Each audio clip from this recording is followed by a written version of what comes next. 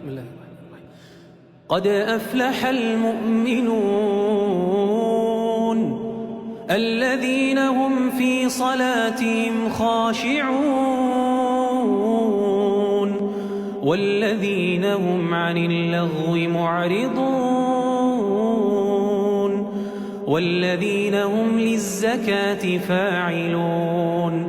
والذين هم لفروجهم حافظون إلا على أزواجهم أو ما ملكت أيمانهم فإنهم غير ملومين فمن ابتغى وراء ذلك فأولئك هم العادون